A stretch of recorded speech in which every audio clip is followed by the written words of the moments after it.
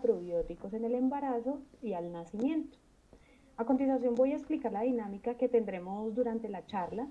Es importante que mantengamos los micrófonos en silencio, esto nos permitirá escuchar de manera adecuada la charla. Las preguntas que ustedes tengan o puedan tener durante la charla las pueden hacer a través del chat y al final de la charla el doctor Octavio estará resolviendo sus dudas.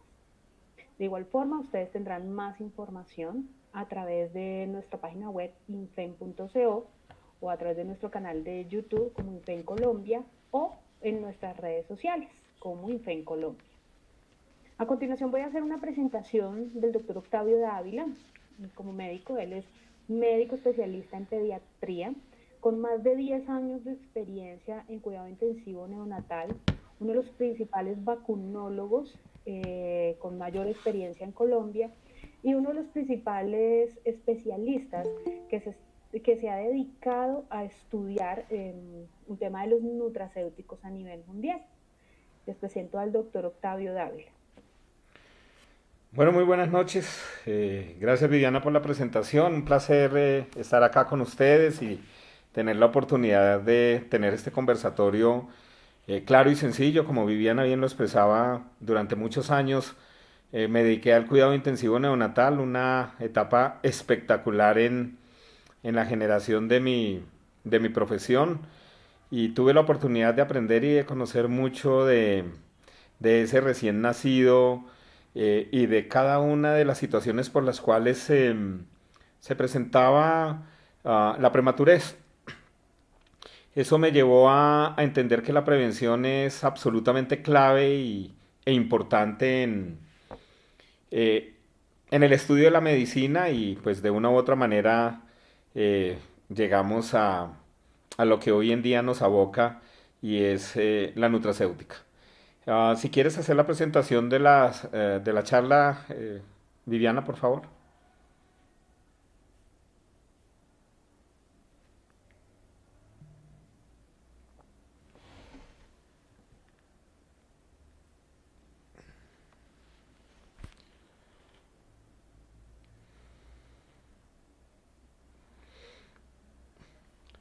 Bueno, muy bien.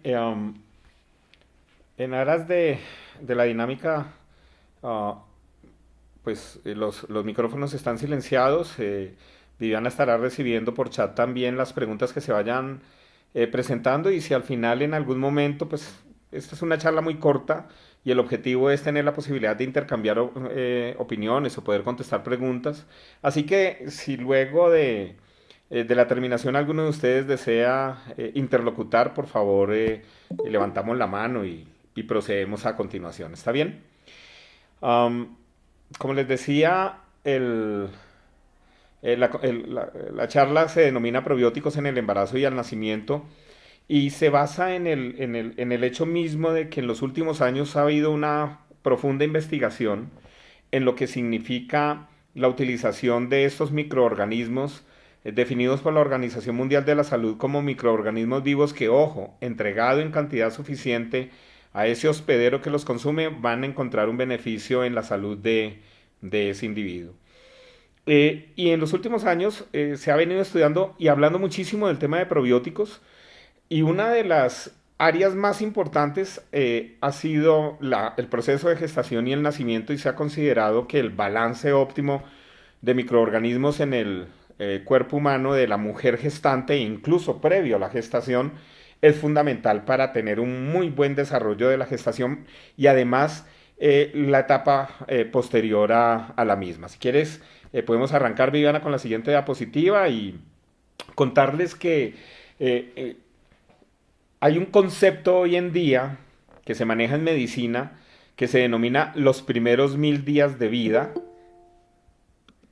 y ese concepto de los primeros 1000 días de vida parte desde la etapa concepcional, es decir, el momento en que la mujer comienza su proceso de gestación, en esos 9 meses, y a partir de ahí hasta los 2 primeros años de vida, en donde podemos evidenciar que hay una serie de factores maternos claves que van a incidir directamente en las características y en el bienestar de ese feto durante el proceso de concepción.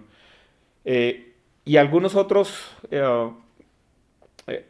situaciones posteriores al momento del embarazo, como el tipo de parto, la duración de la gestación, el genotipo del hospedador, de ese hospedero, el tipo de alimentación que recibe el niño, el consumo de antibióticos y de diferentes tipos de medicamentos, la exposición ambiental y la alimentación complementaria, varios de ellos conocidos hoy con el término de epigenética, que es todos esos factores ambientales diferentes a los genes propios que nosotros tenemos que pueden incidir en nuestra vida y en nuestro desarrollo y en nuestro crecimiento.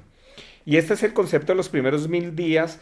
Repito, esos 270 días aproximados que dura la gestación y 1700 adicionales de los 730, perdón, de los primeros 2 años de vida para completar los 1000 años, los 1000 días de vida, muy importantes en el desempeño y el desarrollo del resto de nuestra vida, como lo veremos adelante. Siguiente diapositiva, Viviana. Muy bien. Esto no puede arrancar sin antes entender un poco el concepto de microbiota. Hace algunos años, 12 países, 15 instituciones se unieron y comenzaron, luego del estudio del ADN, comenzaron estas entidades de estos 12 países a investigar y crearon un proyecto que se denominó el Proyecto de Investigación del Microbioma Humano. Y el microbioma humano no es nada diferente a la cantidad de microbios que nosotros tenemos dentro de nuestro organismo y que generan una interacción con nuestro cuerpo, muchas de ellas de tipo comensal y de mutualismo, que permiten una interacción propia entre nuestro cuerpo y esos microbios que tenemos al interior.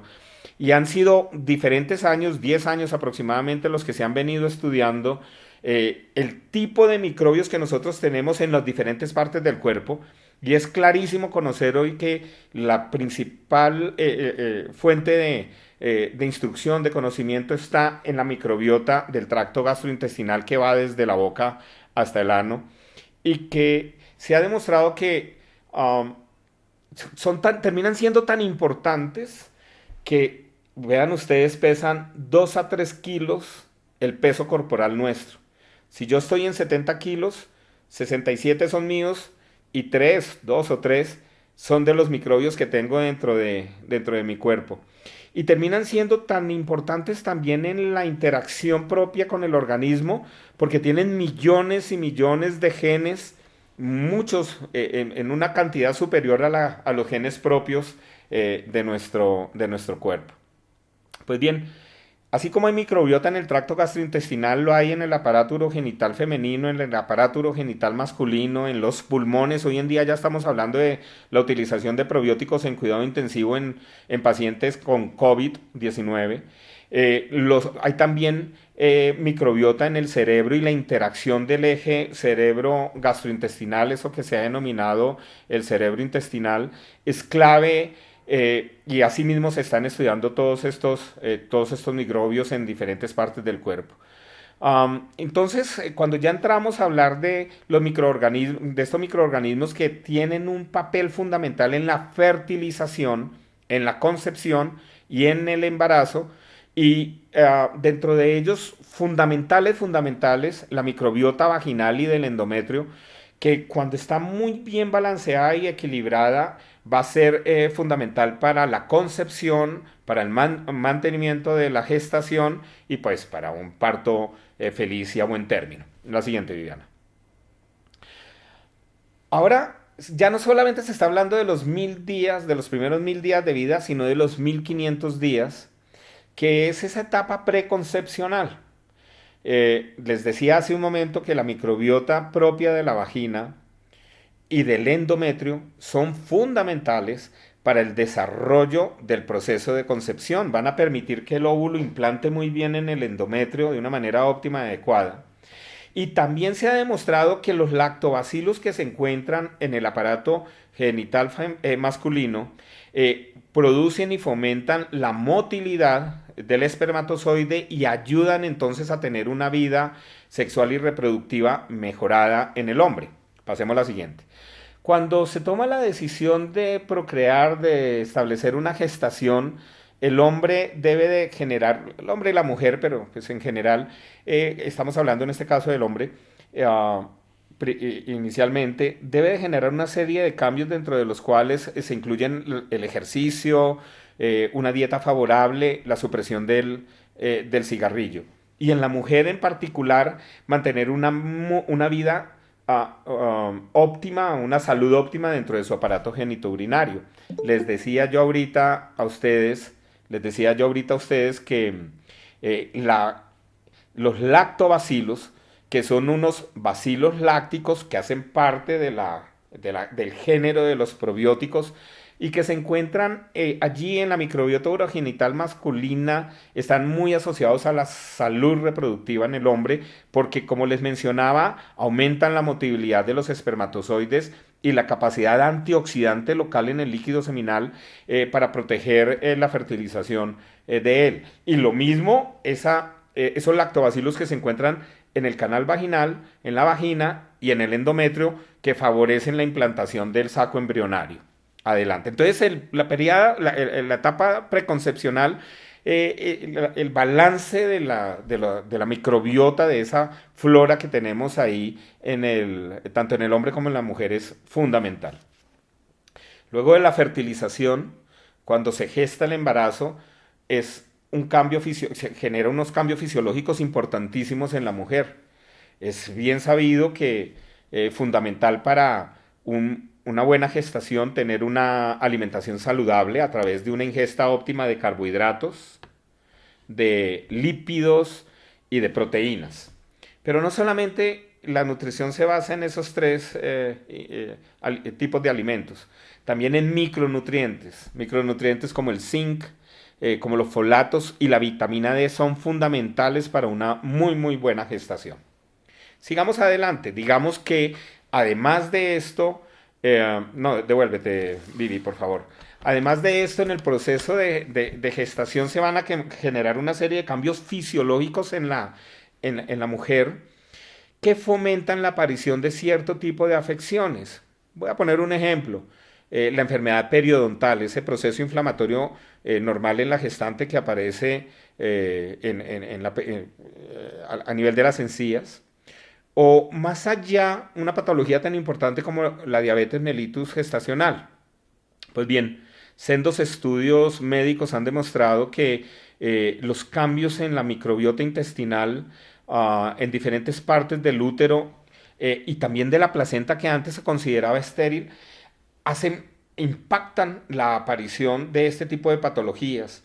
Y la alteración de la microbiota intestinal en la vagina, la alteración de la microbiota vaginal con la disminución en la cantidad de lactobacilos normales que deberían estar ahí, van a alterar el resultado muchas veces de la gestación y del mecanismo del parto y pueden ser algunos de los factores desencadenantes de patologías como por ejemplo el parto prematuro, la sepsis durante la gestación, la ruptura prematura de membranas, el aborto espontáneo, o alteraciones específicas como la preeclampsia que se presenta durante el embarazo.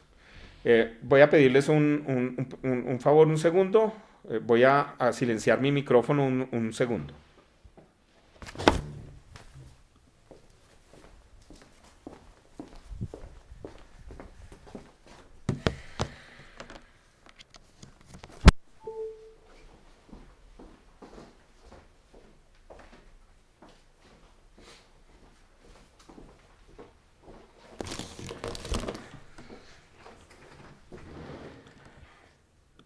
Bueno, muchas gracias. Continuando entonces con lo que les estaba comentando, imagínense ustedes que la aparición de este tipo de patologías puede estar muy relacionada y condicionada en muchas oportunidades con ese desbalance inadecuado en los microorganismos óptimos versus los microorganismos patógenos que podemos tener en el organismo siempre, pero que ellos solamente van a ser susceptibles de producir patología cuando sobrepasan un número y son capaces de llevar a infección.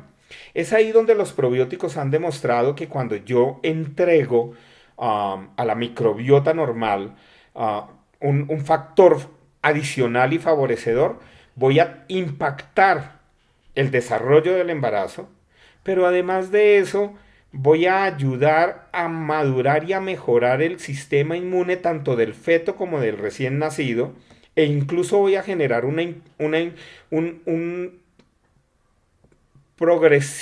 una progresiva implantación eh, en la microbiota del intestino del recién nacido. Ahora sí, la siguiente.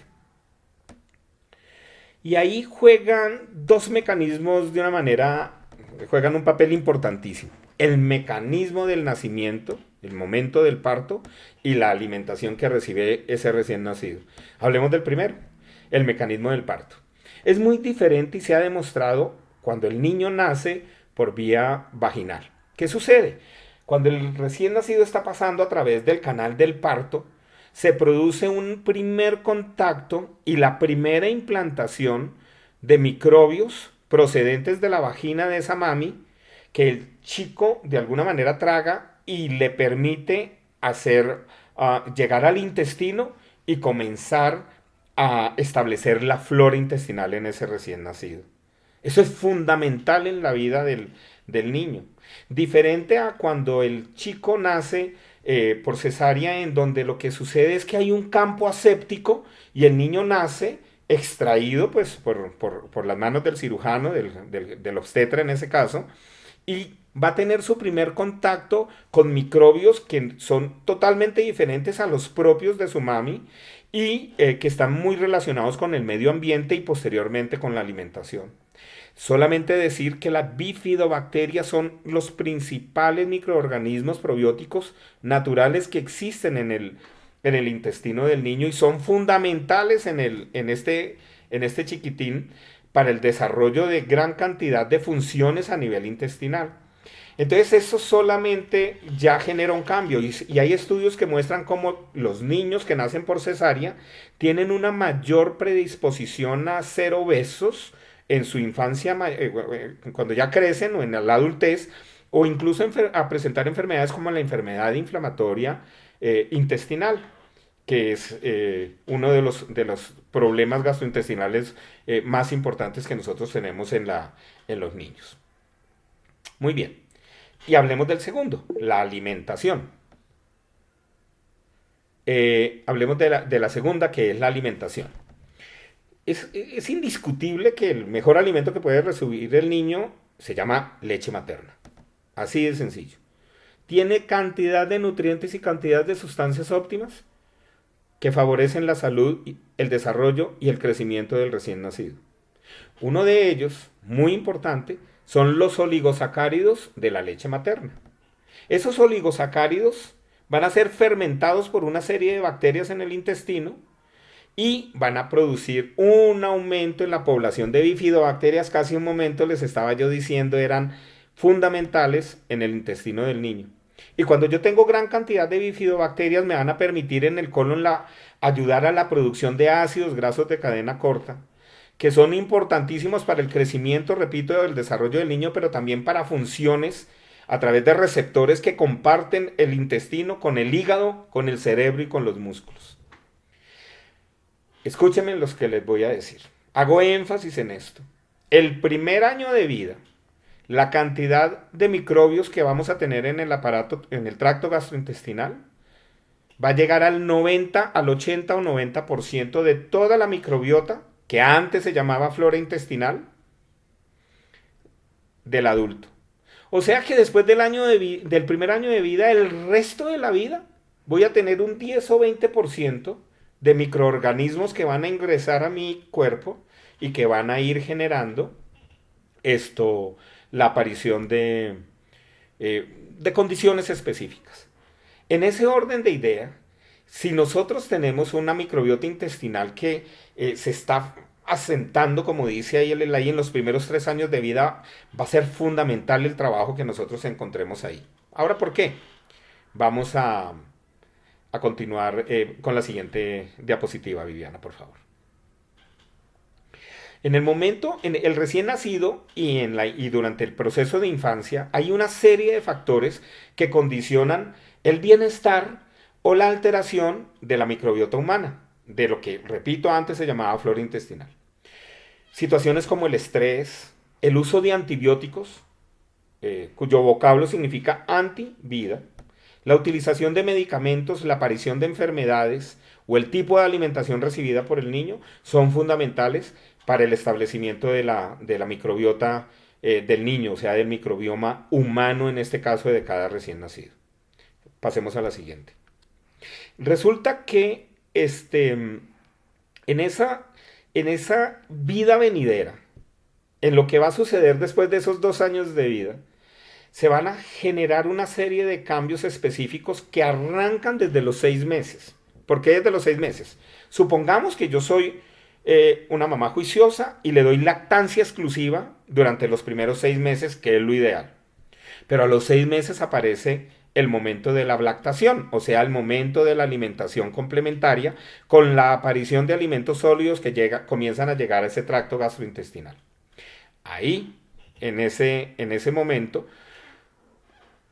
recordemos la definición específica de los probióticos. Microorganismos vivos que entregados en una cantidad suficiente van a generar un beneficio para la persona que los consume.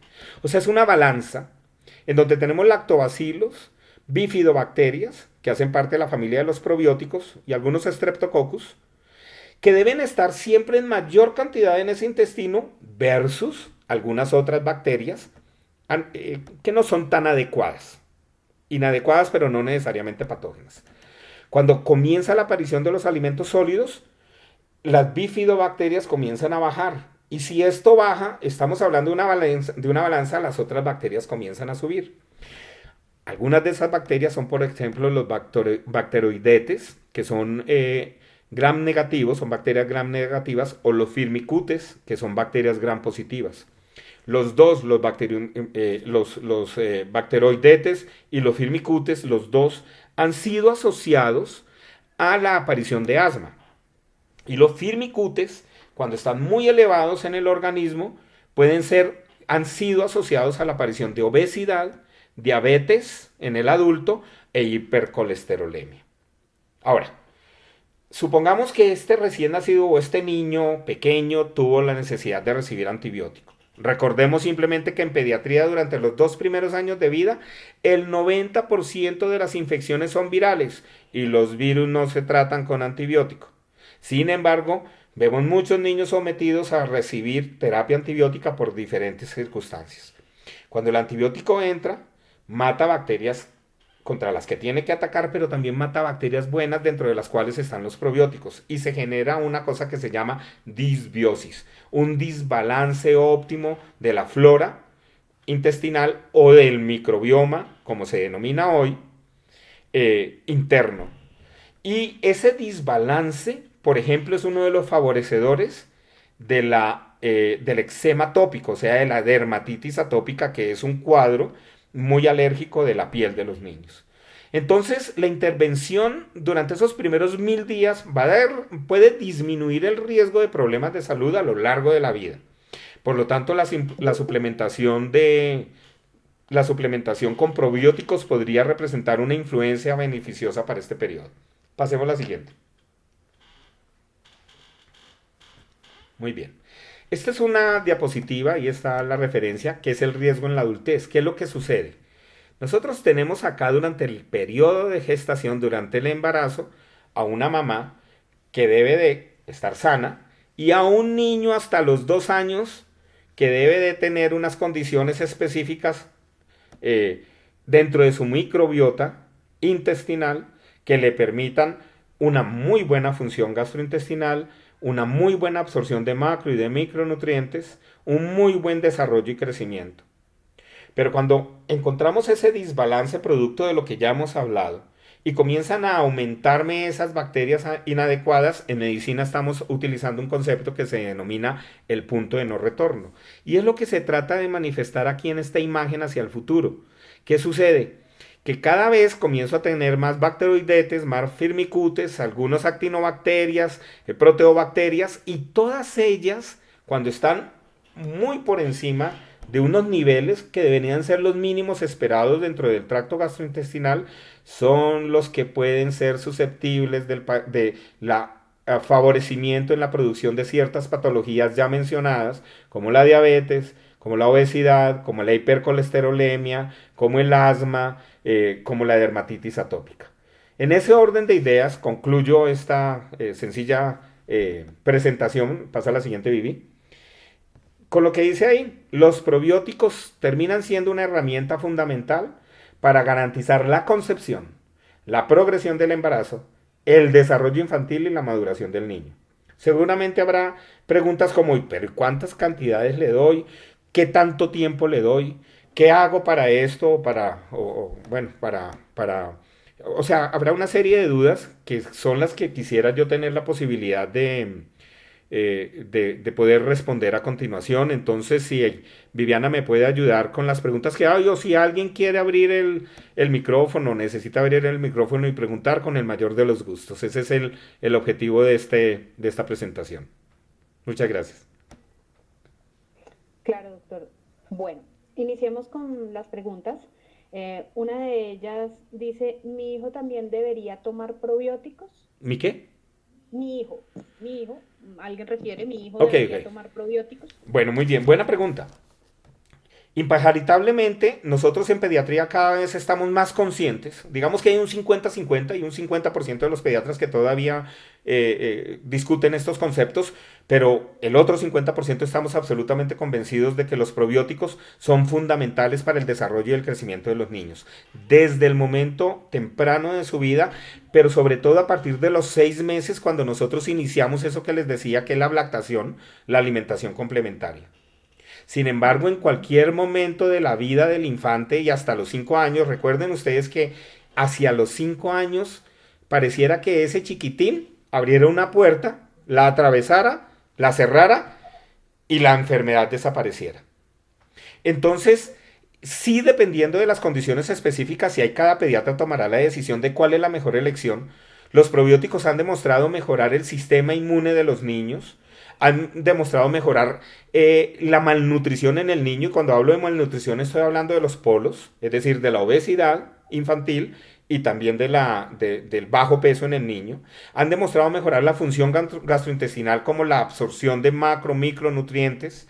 Entonces, en diferentes etapas de la vida podemos llegar a necesitar y utilizar probióticos, incluso en los adultos, pero es que el objetivo, como yo les explicaba al principio de la charla, es prevenir. ¿Para qué llegar yo a un adulto enfermo con una colitis crónica, etcétera, etcétera? Si más bien puedo yo eventualmente tener la posibilidad de prevenir todas esas afecciones. Y sí, el tema es que debo de usar probióticos con cierta regularidad o cierta frecuencia, dependiendo de la patología del niño o dependiendo de lo que yo estoy buscando y deseando como mamá, como papá. Perfecto, doctor. Otra pregunta. ¿Existe algún tipo de probióticos especial para una embarazada? Buenísima pregunta. Ah, Les decía yo a ustedes que ¿qué es lo que sucede hoy en día? Existen diferentes guías mundiales que hablan del tipo de cepa, y eso es lo fundamental, y la cantidad de unidades formadoras de colonias de un probiótico para que funcione, para prevenir una enfermedad, para mejorar el estado de defensas del cuerpo o para tratar una enfermedad. Y esa es la clave. Pero mejor algo que nada. Entonces, lo que nosotros tenemos es que estar seguros de que existan 2 probióticos en el tipo de complemento o de suplemento que esa mujer en embarazo va a recibir. Por ejemplo, siempre deben existir lactobacillus y siempre deben existir bifidobacterias. Ahí. ¿Por qué? ¿Por qué uno solo no? ¿Por qué el otro solito tampoco? Porque los lactobacillus me actúan a lo largo del intestino delgado principalmente. No significa que no lleguen al colon, pero llegan en menor cantidad. Y las bifidobacterias llegan principalmente al colon, que es donde se ejercen algunos de los principales efectos de los probióticos, como les decía, en la producción de ácidos grasos de cadena corta, fundamentales en temas hepáticos, en temas para el sistema nervioso central, etcétera, etcétera. Entonces, si tú buscas un suplemento materno con mezcla de probióticos trata de buscar que siempre tenga probióticos con lactobacillus y bifidobacterias en la mejor cantidad posible, es decir, puede ser 1 por 10 a la 9 o 2 por 10 a la 9 o 3 por 10 a la 9, siempre debe ser por 10 a la 9 preferiblemente, y si tiene prebióticos mucho mejor porque hoy en día el ISAP, el instituto que regula a nivel mundial los probióticos y los prebióticos, dice claramente que todo producto debería ser simbiótico, es decir, una mezcla de probióticos con prebióticos. Los prebióticos estudiados claramente aceptados son la inulina, los fructooligosacáridos y los galactosacáridos. La inulina y los fructooligosacáridos son los que más se usan en los suplementos o en los alimentos funcionales. Perfecto. Una pregunta importante, ¿qué son, bueno, todas, ¿qué son los probióticos? Los probióticos llevan más de un siglo de estudio y ha habido diferentes definiciones, pero por allá en el 2001 la FAO y la organización y la OMS los definen claramente. Los probióticos son microorganismos vivos que entregados en cantidad suficiente van a generar un acto beneficioso para quien los consume. Pero voy a hacer un pequeño paréntesis rápido. Un señor por allá en 1910 más o menos, Elie Mednikov, se fue a los Urales, a una zona de Bulgaria, identificó una comunidad que vivía muchos años y comenzó a estudiarlos en el microscopio. Comenzó a estudiar en el microscopio un pan de leche que ellos hacían. Como era proveniente de la leche y como tenían forma de bastón, los denominó bacilos y eran ácidos, ácidos lácticos. Se conocen como el bacilo búlgaro y se comenzaron a estudiar desde ahí. Hoy en día existen gran cantidad de estudios desde el 2010, entre el 2009 y el 2012. Hubo una explosión mundial de estudios técnicos y científicos en nutragenómica, en nutracéutica, que comenzaron a identificar las cepas probióticas más beneficiosas para el cuerpo humano. Entonces los probióticos se dividen rápidamente los dos principales son lactobacillus y bifidobacterias, pero como yo me llamo Héctor Octavio Dávila, los probióticos son lactobacillus, rhamnosus, GG. El Dávila, el GG, es la cepa, es lo que me muestra a mí para qué voy a funcionar yo. Y el GG lleva 15 años de estudio, por ejemplo. Entonces, excúsenme extenderme, pero digamos, eso es lo fundamental de los probióticos.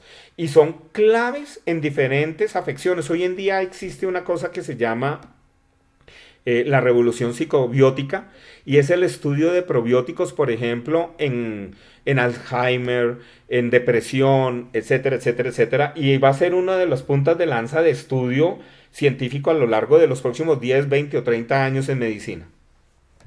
Perfecto. ¿Qué beneficios y ventajas a obtener o voy a obtener si tomo probióticos? Todas. Mm, bueno, yo soy un creyente de los probióticos. Si yo tengo una microbiota y sé que cuando tengo una serie de bacterias óptimas, repito, lactobacilos o bifidobacterias, superiores, o sea, en cantidad superior, por encima de los bacteroidetes, los firmicutes, las proteasas, hongos, etcétera, etcétera, pues estos van a estar aplanados y mejorados por esto. Entonces se han estudiado cantidad de beneficios. Ejemplo, en el estreñimiento.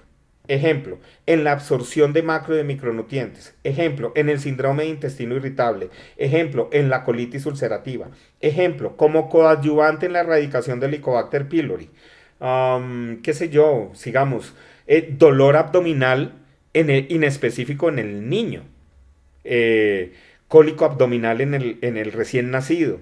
Hay una gran cantidad de acciones que dependerán de la indicación que el médico evidencie en el paciente, en el niño o en el adulto, para su prescripción, para su indicación.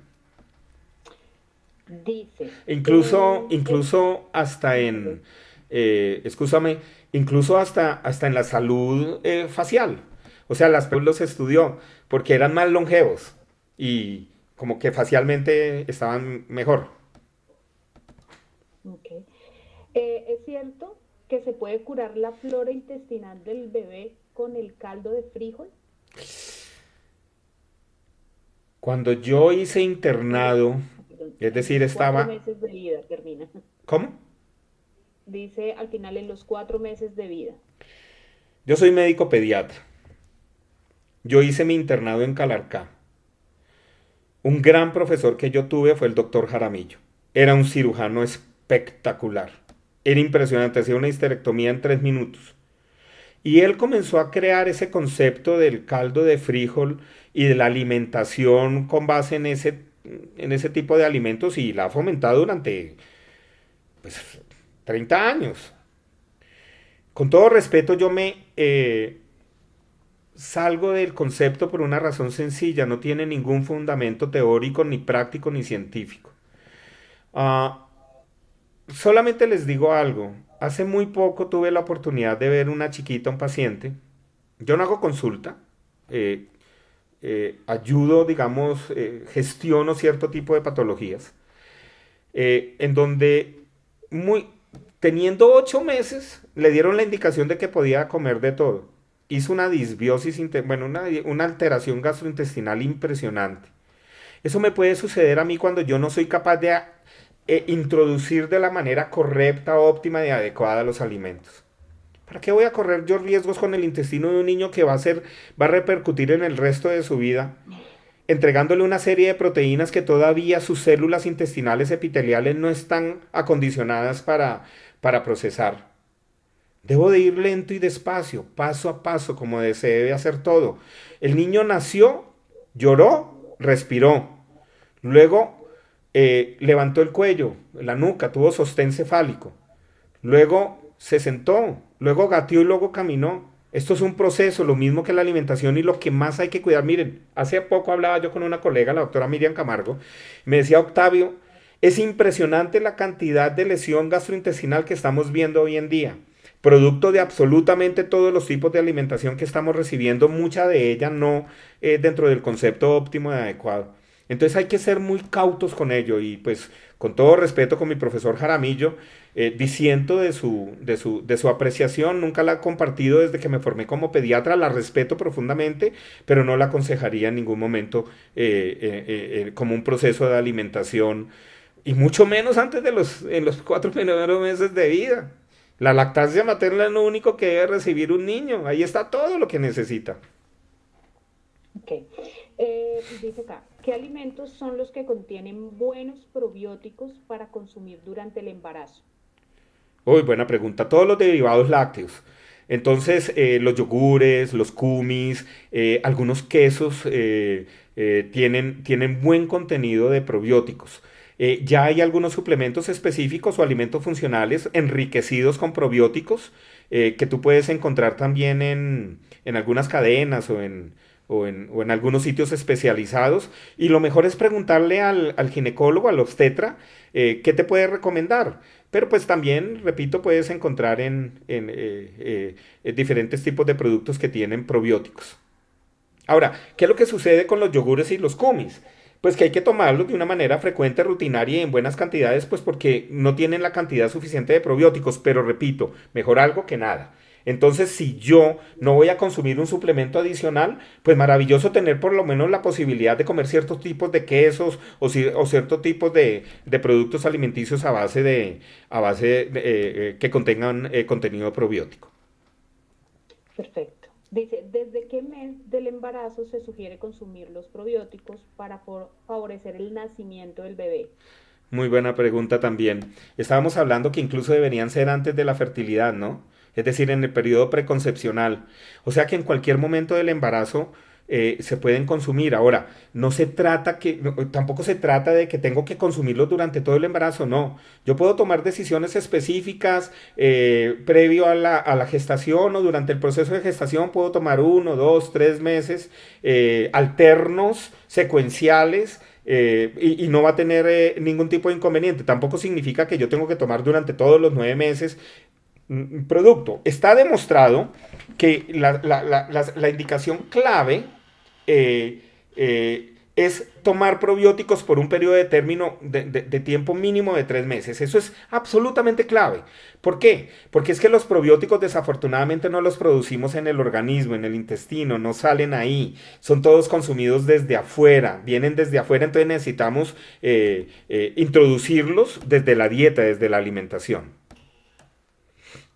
Perfecto. ¿Cómo sé que estoy consumiendo los probióticos correctos en un producto con tantos que existen? Mm. Un poco complejo, un poco difícil, sí, es cierto, no es fácil. Yo pienso que los probióticos en la gestación, pienso no, está documentado, dice claramente que los probióticos que deben de buscar en un momento determinado para la gestación serían Lactobacillus rhamnosus, Lactobacillus acidophilus, desde la perspectiva de los lactobacillus. Y desde la perspectiva de los bifidobacterias, me parece que el longun es una bifidobacteria clave. La otra bifidobacteria puede ser la breve o puede ser la bifidobacterium eh, lactis también. Pero siempre Ok, lactobacillus y bifidobacterias. Y siempre por encima de 1/10⁹ unidades formadoras de colonias. De ahí para abajo es poco lo que está aportando. perfecto. Dice, ¿qué lácteos contienen probióticos, pero qué marcas en especial que tú puedes recomendar?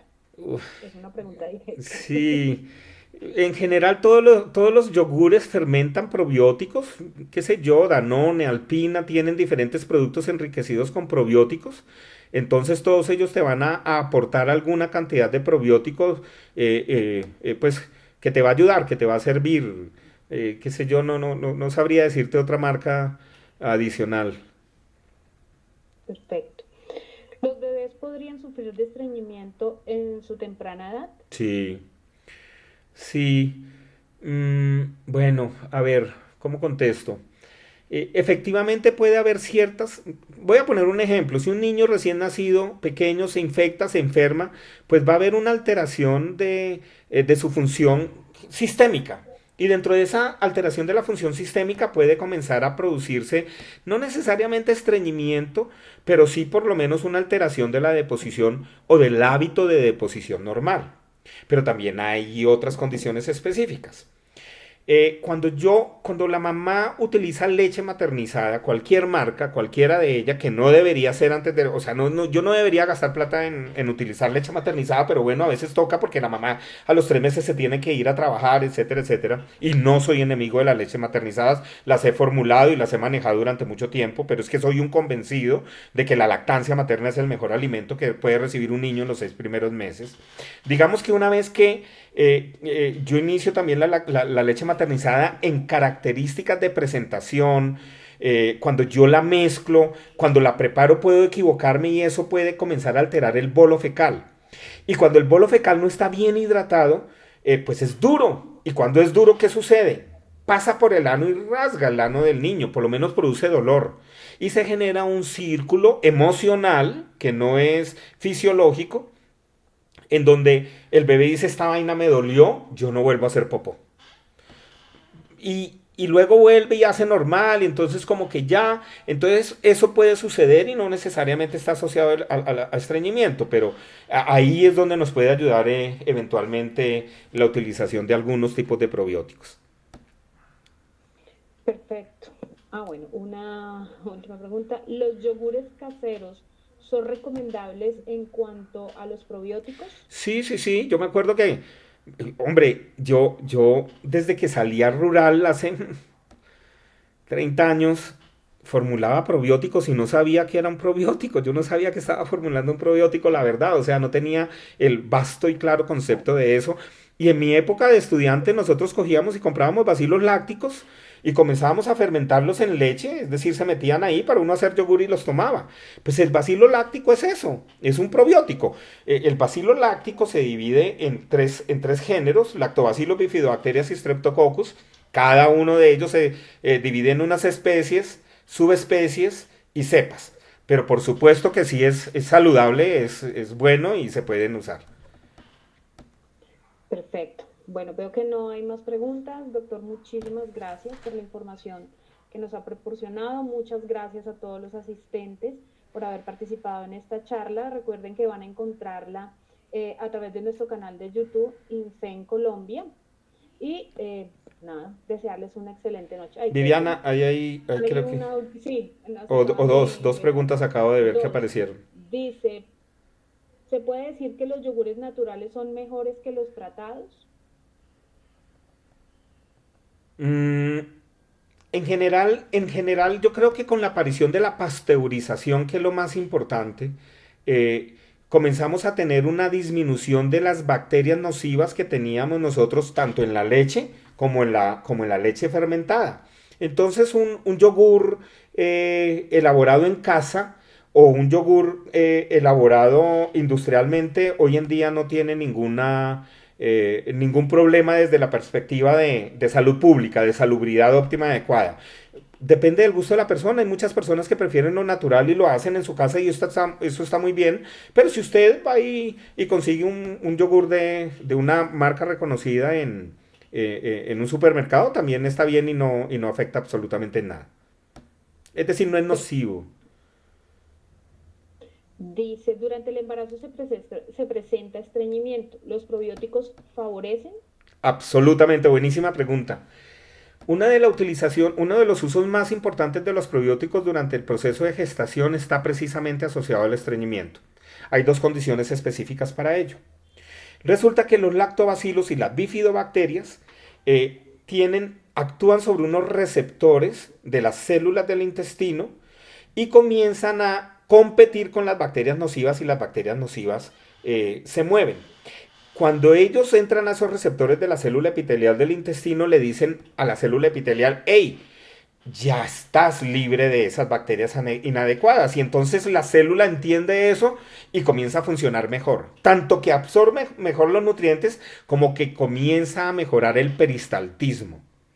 Pero además de eso, como les decía yo ahorita, el ISAP dice claramente que debemos de tener siempre prebióticos. Los prebióticos son derivados de origen puramente vegetal. O sea, son naturales, la inulina y la fructooligosacáridos. Tienen tres características fundamentales. Parcialmente se fermentan parcialmente, son osmóticamente activos y no son digeribles.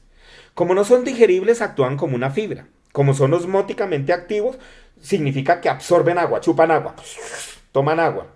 Entonces se convierte en una fibra que es como, digamos, voy a hacer una comparación tonta, que es el acero, las barras de acero que le ponemos a las paredes para luego rellenar el cemento. Entonces esa fibra comienza a absorber agua y hace que el bolo fecal se vaya formando, pero además es blando, es de fácil tránsito y tanto los probióticos como los prebióticos, unidos los dos, cada uno por mecanismos diferentes, van a hacer que la mujer mejore el proceso, el estreñimiento durante la gestación, que es una de las condiciones más aburridoras y que además producen algo gravísimo. Y es que el estreñimiento favorece el crecimiento de bacterias patógenas dentro del intestino y eso lleva a algo que se denomina translocación bacteriana. La medicina es fácil, translocación es que fui capaz de pasar una barrera. ¿Y a dónde pasé esa barrera? Pues del intestino. ¿Y a dónde llegué? Al aparato genitourinario, regularmente a la vejiga. Y comienza a originar la cistitis propia de la mujer gestante. Y hay dos opciones. Que esas bacterias suban a los riñones y originen una infección renal alta. O bajen a la vagina y comiencen a poblar la vagina alterando la flora vaginal normal que debería existir. Entonces, si nosotros logramos controlar el estreñimiento en la mujer embarazada de manera secundaria, estamos mejorando una serie de patologías adicionales que pueden presentarse o pueden no, pero pues existe el riesgo. Bueno, doctor, muchas gracias. Muchas gracias a todos los asistentes. Ya no hay más preguntas. Agradecemos su tiempo y los esperamos en una próxima oportunidad. Que tengan una excelente noche. Chao, chao, que estén muy bien, Hasta feliz luego. noche, adiós. Que estén